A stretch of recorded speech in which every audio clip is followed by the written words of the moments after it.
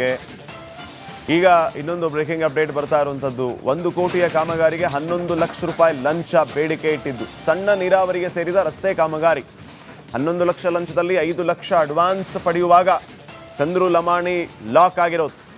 BJP ಶಾಸಕ ಚಂದ್ರು ಲಮಾಣಿ ಲೋಕ ಬಲೆಗೆ ಬಿದ್ದಿರೋದು. ಶಿರಹಟ್ಟಿಯ MLA 1 ಕೋಟಿಯ ಕಾಮಗಾರಿಗೆ 11 ಲಕ್ಷ ರೂಪಾಯಿ ಲಂಚ. ಆ 11 ಲಕ್ಷ ಪೈಕಿ 5 ಲಕ್ಷ ರೂಪಾಯಿ ಅಡ್ವಾನ್ಸ್ ತಗೊಳ್ಳುವಾಗ ಲಕ್ಷ್ಮೇಶ್ವರದಲ್ಲಿ ಲೋಕಾಯುಕ್ತ ಅಧಿಕಾರಿಗಳ ಕೈಯಲ್ಲಿ ರೆಡ್ ಹ್ಯಾಂಡ್ ಆಗಿ ಸಿಕ್ಕಿಬಿದ್ದಿರೋದು. ಸದ್ಯ ಶಾಸಕ ಚಂದ್ರು ಲಮಾಣಿಯನ್ನ ಲೋಕಾಯುಕ್ತರು ಅರೆಸ್ಟ್ ಮಾಡಿದ್ದಾರೆ. Lokayukta police doctor Chandru Lamani MLA Chandru ಲಮಾಣಿಯನ್ನ ಅರೆಸ್ಟ್ ಮಾಡಿದ್ದಾರೆ.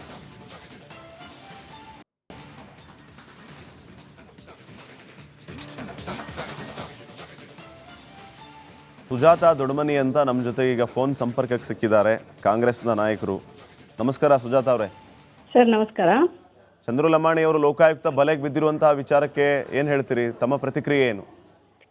ಸರ್, ಜನಪ್ರತಿನಿಧಿ ಯಾರು ಇಷ್ಟು ವರ್ಷದಲ್ಲಿ ಹೀಗೆ ಲೋಕಾಯುಕ್ತರ ಬಲಿಗೆ ಬಿದ್ದಿರೋದು ಬಹುಶಃ ಇದೇ ಫಸ್ಟ್ ಅಂತ ನಾನು ಅನ್ಕೊಂತೀನಿ. ಇವರೊಬ್ಬ ಜನಪ್ರತಿನಿಧಿಯಾಗಿ ಹೀಗೆ ಓಪನ್ ಆಗಿ ಇವರು ಜನರ ಮುಂದೆ ಮಧ್ಯಾಹ್ನ ಅವ್ರ ಕ್ಷೇತ್ರದಲ್ಲೇನೆ ಈಗ ಈ ಒಂದು ಕೃತ್ಯ ನಡೆದಿರೋದು ನಮಗಂತೂ ಬಹಳ ಬೇಜಾರಾಗತ್ತೆ. ಅಂದ್ರೆ ಕ್ಲೋಸ್ ಆಗಿ ಮಾಡಬೇಕಾಗಿತ್ತು ಅಂತನಾ ಓಪನ್ ಆಗಿ ಹಿಂಗ್ ಮಾಡಿದ್ದಾರೆ ಅಂತಂದ್ರೆ? ಅಲ್ಲ, ಓಪನ್ ಆಗಿ ಅಂತಲ್ಲ, ಇಷ್ಟು ಯಾರು ಜನಪ್ರತಿನಿಧಿಗಳು ಯಾರು ಈ ರೀತಿ ಕಾಂಟ್ರಾಕ್ಟರ್ ಕಡೆಯಿಂದ ಕರೆಸಿ ದುಡ್ಡನ್ನ ತಗೋತಾ ಇರೋದು ಇವರೇ ಫಸ್ಟ್ ಅಂತ ನಾನು ಅನ್ಕೊಂತೀನಿ. ಜೊತೆಗೆ ಅವರು ಬಹಳ ಕ್ಷೇತ್ರದಲ್ಲಿ ಬಹಳ ಎಲ್ಲರ ಜೊತೆಗಿನೂ ನಾನು ಕೂಡ ಅವರ ವಿರೋಧ ನಿಂತವಳು ನಾನೇ. 2023 ಅಭ್ಯರ್ಥಿ ನಾನು. ನನ್ನ ವಿರೋಧ ಗೆದ್ದಂತವ್ರು ಅವರು. ಜನರ ಜೊತೆಗಿನೂ ಹಾಗೆ ವರ್ತನೆ ಇತ್ತು ಅವ್ರದ್ದು. ಜೊತೆಗೆ ಯಾರೇ ಅಧಿಕಾರಿಗಳು, ಬಹುಶಃ ನನ್ನ ಶಿರಟ್ಟಿ ಮತಕ್ಷೇತ್ರದಲ್ಲಿ ಯಾರು ಅಧಿಕಾರಿಗಳು ಶಿರಟ್ಟಿ ಅಂದ್ರೆ ಯಾರು ಬರ್ತಾ ಇರ್ಲಿಲ್ಲ. ಆ ಒಂದು ಪರಿಸ್ಥಿತಿ ಬಂದಿತ್ತು ಎಲ್ಲ ಅಧಿಕಾರಿಗಳಿಗೆ. ಬೇಡಪ್ಪ, ನಾವು ಶಿರಟ್ಟಿ ಅಂದ್ರೆ ಒಲ್ಲಿವಿ, ನಾವು ಹೋಗ್ಬಿಡ್ತೀವಿ ಅಂತ ಹೋಗ್ಬಿಡ್ತಿದ್ರು, ಯಾರು ಬರ್ತಿರ್ಲಿಲ್ಲ ಇಲ್ಲ ಅಧಿಕಾರಿಗಳು.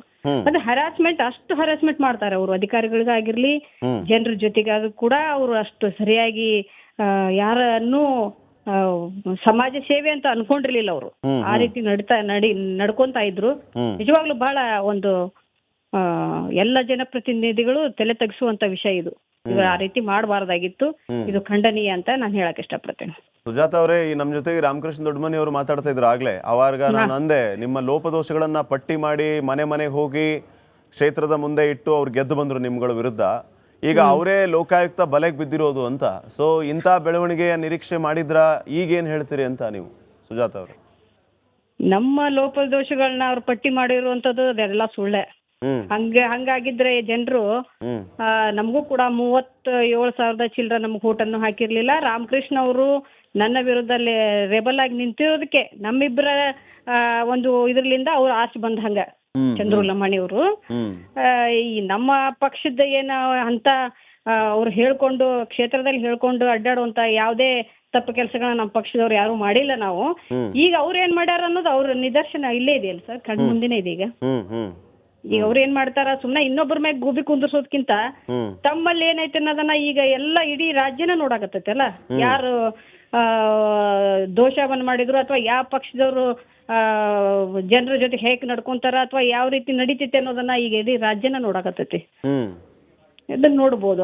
ಅವ್ರ ಅತಿರೇಕದ ವರ್ತನೆಯಿಂದ ಅವ್ರಿಗೆ ಹೀಗಾಯ್ತು ಅಂತ ಹೇಳಿ ನಾನು ಹೇಳಕ್ ಇಷ್ಟಪಡ್ತೀನಿ. ಸುಜಾತಾ ಅವರೇ, ನನಗನ್ಸುತ್ತೆ ಈಗ ಒಂದು ಕಾಮಗಾರಿ ವಿಚಾರವಾಗಿ ಇವರು ಈ ರೀತಿ ರೆಡ್ ಹ್ಯಾಂಡ್ ಆಗಿ ಸಿಕ್ಕಿಬಿದ್ರು. ಹಾಗಿದ್ರೆ ಉಳಿದ ಕಾಮಗಾರಿಗಳಲ್ಲಿಯೂ ಕೂಡ ಇದೇ ರೀತಿಯ ಲಂಚ ಸ್ವೀಕಾರ ಮಾಡಿರಬಹುದು ಅನ್ನೋಂತ ಅನುಮಾನ ಹುಟ್ಕೊಳ್ಳಲ್ವಾ ಇಲ್ಲಿ? ಸಾಕಷ್ಟಿದೆ ಸರ್, ತಾವು ನೋಡ್ಬೋದು. ತಾವು ಲೋಕಾಯುಕ್ತರು ಈಗ ರೇಡ್ ಆಗಿರೋದ್ರಿಂದ ಅವ್ರು ಎಲ್ಲಾನು ವರ್ಕು ಅಥವಾ ಎಲ್ಲಾನು ಕೆಲಸಗಳನ್ನ ಅವ್ರು ನೋಡ್ತಾರ. ಅದರಲ್ಲಿ ಸಾಕಷ್ಟು ಲೋಪದೋಷಗಳದಾವು. ತಮಗೇನಾದ್ರು ಗೊತ್ತಿದ್ರೆ ಹೇಳ್ಬೋದು ಸುಜಾತಾ ಅವರೇ. ಒಂದೇ ಕಮ್ಯುನಿಟಿ ಅಲ್ಲಿ ಹೇಳ್ತೀನಿ ಸರ್, ನಾನು ಲೋಕಾಯುಕ್ತರಿಗೆ ಅದೇನ್ ಮಾಹಿತಿ ಕೊಡ್ಬೇಕು ನಾನು ಕೊಡ್ತೀನಿ. ಒಂದೇ ಕಮ್ಯುನಿಟಿ ಅವ್ರಿಗೆ ಕೆಲಸ ಕೊಟ್ಟು ಕೆಲಸಗಳು ಮಾಡ್ದೇನೆ ದುಡ್ಡು ತೆಗೆದಿರೋದು ಎಲ್ಲ ಲೋಕಾಯುಕ್ತರಿಗೆ ಗೊತ್ತು. ಅಥವಾ ನಾವು ಕೊಡ್ತೀವಿ, ಅದ್ರಾಗ ಏನ್ ಅವ್ರ ಲೋಪದೋಷಗಳು ನಮ್ ಕಡೆ ಏನದಾವು ಎಲ್ಲಾ ಡಾಕ್ಯುಮೆಂಟ್ ನಾವು ಕೂಡ ಅವ್ರ ಲೋಕಾಯುಕ್ತರು ಕೊಡ್ತೀವಿ. ಅಂದ್ರೆ ನೀವು ಈಗ ಮತ್ತೊಂದು ಕಂಪ್ಲೇಂಟ್ ಕೊಡ್ತೀರಾ ಚಂದ್ರು ಲಮಾಣಿ ಅವರ ವಿರುದ್ಧ? ಇಲ್ಲ ಸರ್, ನಾನಲ್ಲ, ಜನರು ಹೇಳ್ತಾ ಇರೋದು. ಜನರು ಕೂಡ ಬಹಳ ರೋಷ್ ಹೋಗಿದ್ದಾರೆ ಅವ್ರ ವರ್ತನೆಯಿಂದ. ಸಾಕಷ್ಟು ಕೆಲಸಗಳಿದ್ರು ಕೂಡ ಅವುಗಳನ್ನ ಅಭಿವೃದ್ಧಿ ಕೆಲಸಗಳನ್ನ ಮಾಡದೇನೆ ಆಫೀಸರ್ಸ್ನೆಲ್ಲ ಹೆದರಿಸಿ ಅವ್ರಿಗೆಲ್ಲ ಧಮಕಿ ಹಾಕಿ ಕೆಲಸಗಳನ್ನ ಮಾಡದೇನೆ ಬಿಲ್ ಅನ್ನ ತೆಗೆದಿರೋದು ನಮ್ಮ ಎಲ್ಲ ಜನರ ಬಳಿ ಅದಾವ ಅವು ಎಲ್ಲ ಅವ್ರು ಹೋಗಿ ಕೊಡ್ತಾರೆ ಈಗ. ಯಾರು ಚಂದ್ರು ಲಮಾಣಿ ಅವ್ರು ಹಿಂಗ್ ಮಾಡ್ತಾ ಇದ್ರು? ಹೌದು, ಅವ್ರು ಹೋಗಿ ಕೊಡ್ತಾರ. ಅವರೆಲ್ಲ ಅವ್ರ ರೆಕಾರ್ಡ್ ಸಮೇತ ಏನ್ ಜನರ ಹತ್ತಿರ ಅದಾವ ಹೋಗಿ ಅವ್ರು ಕೊಡ್ತಾರ, ಜನರು ಕೊಡ್ತಾರ. ಅಂದ್ರೆ ಇವರು ತಮ್ಮ ವಿರುದ್ಧ ಸ್ಪರ್ಧೆ ಮಾಡಿ ಆಯ್ಕೆ ಆದಾಗಿನಿಂದ ಈ ಕ್ಷಣದವರೆಗೂ ಇದನ್ನೇ ಮಾಡ್ಕೊಂಡ್ ಬಂದ್ರು ಅಂತ ನೀವು ಆರೋಪ ಮಾಡ್ತಾ ಇದ್ದೀರಾ? ಅಲ್ಲ, ನಾನು ಆರೋಪ ಮಾಡೋದಕ್ಕಿಂತ ಅದು ಎಲ್ಲರಿಗೂ ಗೊತ್ತಿದ್ದೇ ವಿಷಯ ಸರ್. ವಾಸ್ತವ ಅಂತ ಹೇಳ್ತಿದ್ದೀರಿ? ಹೌದು ಸರ್. ಅವರು ನಡ್ಕೊಳ್ಳೋ ರೀತಿ ಎಲ್ಲರಿಗೂ ಬಹಳ ಬೇಸರನ ತಂದಿತ್ತು. ನಾವು ಅವ್ರ ವಿರುದ್ಧ ನಿಂತಿದ್ವಿ ಅಂತಂದ್ರು ಕೂಡ ಬಹುಶಃ ರಾಜಕೀಯ ಮಾಡೋಕ್ ಮಾತ್ರ ನಾವು ಅವ್ರ ವಿರುದ್ಧ ನಿಂತಿಂದ ಅವ್ರ ಆರ್ಸಿ ಬಂದಿಂದ ನಮ್ಮ ಶಾಸಕರು ಅವರು, ನಮ್ಮ ಕ್ಷೇತ್ರದ ಶಾಸಕರು. ನಾವು ಅವ್ರಿಗೆ ಏನ್ ಗೌರವ ಕೊಡ್ಬೇಕು ಅವ್ರು ಕೊಡ್ತಿದ್ವಿ. ಆದ್ರೆ ಅವ್ರು ನಡ್ಕೊಳ್ಳೋ ರೀತಿ ಬೇರೆ ಇತ್ತು. ನಮ್ ಜೊತೆಗೆ ಆಗಿರ್ಲಿ, ಬೇರೆ ಜನರ ಜೊತೆಗಾಗ್ಲಿ, ಜನರು ಏನಾದ್ರೂ ಕೆಲ್ಸಕ್ಕೆ ಹೋದಾಗ ಅವ್ರಿಗೆ ಡೈರೆಕ್ಟ್ ಆಗಿ ಹೇಳೋದು, ನೀವು ಬಿಜೆಪಿ ಕಾಂಗ್ರೆಸ್ ವೋಟ್ ಹಾಕಿದ್ದೀರಿ, ನಿಮ್ಗೆ ಲೆಟರ್ ಕೊಡಂಗಿಲ್ಲ. ನೀವು ಕಾಂಗ್ರೆಸ್ ಪರವಾಗಿದ್ದೀರಿ, ನಿಮ್ ಕೆಲಸ ಮಾಡ್ಕೊಡಂಗಿಲ್ಲ. ಯಾವನೇ ಒಂದು ಸಣ್ಣ ಅಲ್ಲಿ ಸಿಪಾಯಿ ಕಾಂಗ್ರೆಸ್ನವನಿದ್ರು ಅವ್ನು ತೆಗೆದು ಹಾಕ್ಬಿಡೋದು. ಪಾಪ ಅವು ಎಷ್ಟೋ ವರ್ಷದಿಂದ ಕೆಲಸ ಮಾಡಿರ್ಲಿ, ನೀನ್ ಕಾಂಗ್ರೆಸ್ಗೆ ನೀನು ಸಪೋರ್ಟ್ ಮಾಡಿದ್ಯಾ ಅಂತ ತೆಗೆದು ಹಾಕ್ಬಿಡೋದು. ಅವ್ರು ಬಾಳ ಮಾಡಿದಾರ ಅವ್ರನ್ನ ಇದನ್ನ. Okay, fine. ಧನ್ಯವಾದ ಸುಜಾತ ದೊಡ್ಮನಿ ಅವರೇ, ರಿಪಬ್ಲಿಕ್ ಕನ್ನಡ ಜೊತೆಗೆ ಮಾತಾಡಿದ್ದಕ್ಕೆ. ಈಗ ಇನ್ನೊಂದು ಬ್ರೇಕಿಂಗ್ ಅಪ್ಡೇಟ್ ಬರ್ತಾ ಇರುವಂಥದ್ದು, 1 ಕೋಟಿಯ ಕಾಮಗಾರಿಗೆ 11 ಲಕ್ಷ ರೂಪಾಯಿ ಲಂಚ ಬೇಡಿಕೆ ಇಟ್ಟಿದ್ದು. ಸಣ್ಣ ನೀರಾವರಿಗೆ ಸೇರಿದ ರಸ್ತೆ ಕಾಮಗಾರಿ 11 ಲಕ್ಷ ಲಂಚದಲ್ಲಿ 5 ಲಕ್ಷ ಅಡ್ವಾನ್ಸ್ ಪಡೆಯುವಾಗ ಚಂದ್ರು ಲಮಾಣಿ ಲಾಕ್ ಆಗಿರೋದು. ಬಿಜೆಪಿ ಶಾಸಕ ಚಂದ್ರು ಲಮಾಣಿ ಲೋಕ ಬಲೆಗೆ ಬಿದ್ದಿರೋದು. ಶಿರಹಟ್ಟಿಯ MLA 1 ಕೋಟಿಯ ಕಾಮಗಾರಿಗೆ 11 ಲಕ್ಷ ರೂಪಾಯಿ ಲಂಚ. ಆ 11 ಲಕ್ಷ ಪೈಕಿ 5 ಲಕ್ಷ ರೂಪಾಯಿ ಅಡ್ವಾನ್ಸ್ ತಗೊಳ್ಳುವಾಗ ಲಕ್ಷ್ಮೇಶ್ವರದಲ್ಲಿ ಲೋಕಾಯುಕ್ತ ಅಧಿಕಾರಿಗಳ ಕೈಯಲ್ಲಿ ರೆಡ್ ಹ್ಯಾಂಡ್ ಆಗಿ ಸಿಕ್ಕಿಬಿದ್ದಿರೋದು. ಸದ್ಯ ಶಾಸಕ ಚಂದ್ರು ಲಮಾಣಿಯನ್ನ ಲೋಕಾಯುಕ್ತರು ಅರೆಸ್ಟ್ ಮಾಡಿದ್ದಾರೆ. Lokayukta police doctor Chandru Lamani, MLA Chandru ಲಮಾಣಿಯನ್ನ ಅರೆಸ್ಟ್ ಮಾಡಿದ್ದಾರೆ.